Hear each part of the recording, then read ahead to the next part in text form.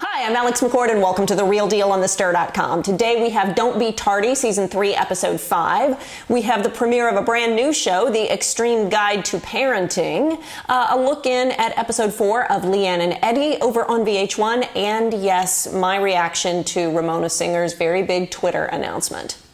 First, on Don't Be Tardy, you have an interesting opportunity that comes from shooting reality TV in public. Kim, Croy, and the family are vacationing in Destin, Florida, and it's a very cute episode mostly about Brielle and the fun things they do on vacation. But they also hit the beach.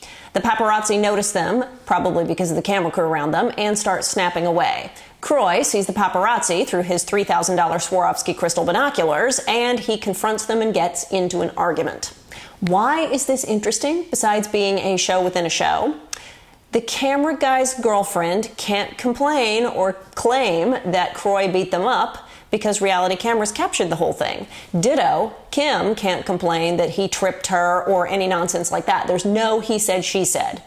Overall, this is a good scene for the life of the show. Kim and Croy may not want paparazzi trailing them on their vacation, but having cameras stalking them ensures their level of celebrity, which then ensures them continuing to have a reality show. It's the same rhythm that we've fallen into with the Kardashians. We see the paparazzi pictures, and then 4 to 6 months later, we see on their show what they were actually doing that day.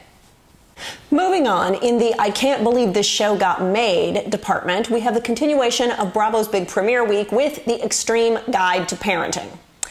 Prior to seeing last night, I was horrified and angry that this series was happening. It's billed as a series about parents who do really, really weird things to their children. On the one hand, I want to shake each of these families for agreeing to bring their crazy to television. They are screwing up these kids. However, on the flip side, when the kids are older, providing they survive childhood, they will have video evidence of their parents' psychosis to use against them at their emancipation hearings. This could be particularly useful to Emma Adler, the long-suffering elder daughter to eco-shaman Shira. Bravo are already under attack for greenlighting this series, and they've responded by saying that the parents wanted to do the show. The participants don't see themselves as crazy or as exploiting their children. They are passionate that their way of parenting is correct, and they want to share it with the world. That may be, but the fact is they are forcing their children to participate, signing reality show contracts on their behalf of minors, putting their children out there in a way the kids can't control, nor can the parents for that matter. But let's specifically discuss last night's parents. First, we have Scout and Bill Masterson-Horn, known to Tori Spelling's fans as the Gunkles. The Gunkles storyline to me kind of felt forced and acted. It felt like they're a Hollywood family who wanted to be cast on a reality show and played up their OCD helicopter parenting for the cameras. At least, I hope they did. What made me want to scream was not their treatment of their daughter. She's actually very sweet. It was the disrespectful, horrible, and nasty way they, particularly Scout, treated Nana, his mother. Their sweet daughter Simone was more mature than they were in that regard. And I truly hope they were putting on a show, because if they actually treat Nana that way, it is deplorable. Now, separate from Nana, their story isn't that weird. They had trouble adopting, they both work from home, and they have an only child.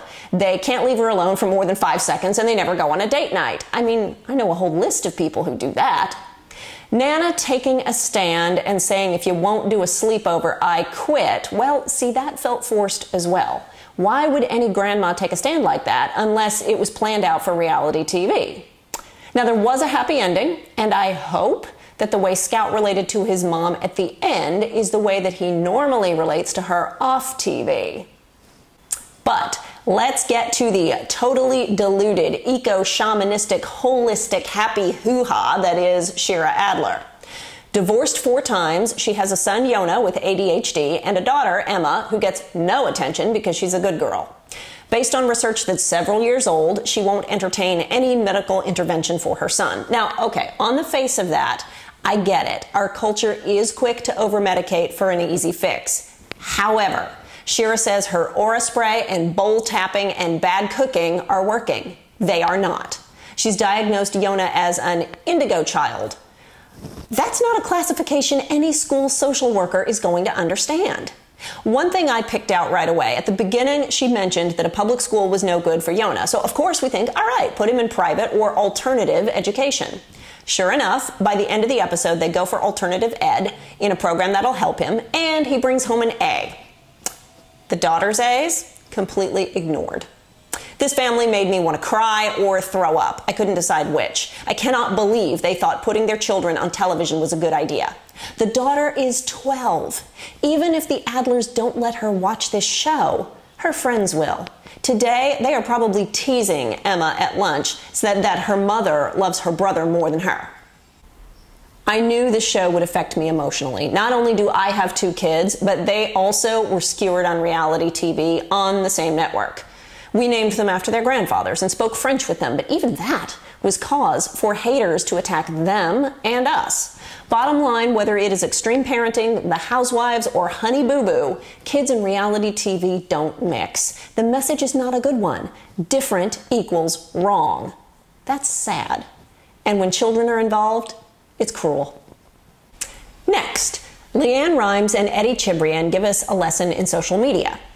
I wanted to like this episode. Now that the show has morphed away from the We Hate Brandi Glanville show, it's getting better. You know, Eddie comes across like a cute schmuck half the time, and LeAnn rather self-obsessed and immature, but they're also funny.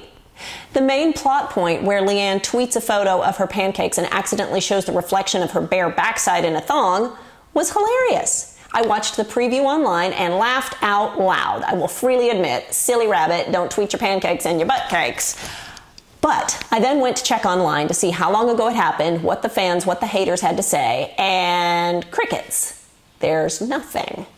The only online links to this situation are descriptions of last night's show. The hashtag that she and her publicist said trended on Twitter, hashtag rhymes with booty, only exists as of yesterday with the following tweets. Further, if you Google LeAnn Rimes' butt pic, as the publicist told her to do on the episode, you get tons of bikini pics, but nothing with pancakes. By the way, she does have a great booty, I'll give her that. So, was this a stunt tweet? Did she make it up? If they did, how far are semi-scripted reality shows allowed to go? When does it become lying? For me, semi-scripted means you chart out the broad storyline using real-life events that you know are going to happen over the production period. It's agreeing way in advance what you're going to film, when you're going to film it, maybe even bullet pointing some conversation ideas and topics. But then you stop. The rest is improvised. For me, a stunt tweet goes too far. How about for you? Now, disclaimer, I don't know 100% for certain that this tweet was faked, but there's no evidence of it online. And in today's 24/7 celebrity gossip culture, you can't tweet in a vacuum. If that tweet had been up long enough for it to go viral and have everyone talking about it, even if she deleted the original tweet and the picture, the retweets, hashtags, screen grabs, and comments from other accounts would still be up. But there's nothing. What say you, viewers? Finally, as everyone who watches my show must know by now, my former Real Housewives of New York City co-star Ramona Singer announced on Twitter yesterday that she is officially leaving her husband Mario. I'm sad. I'm sad for Ramona. I'm sad for Avery. It was bound to happen, though. Last week, photos of Mario with his alleged mistress Casey were published with the two out and about in broad daylight, holding hands, not hiding. On this week's part 2 of the Roni reunion special, Andy Cohen pressed Ramona for details about her marriage, and Ramona wouldn't talk.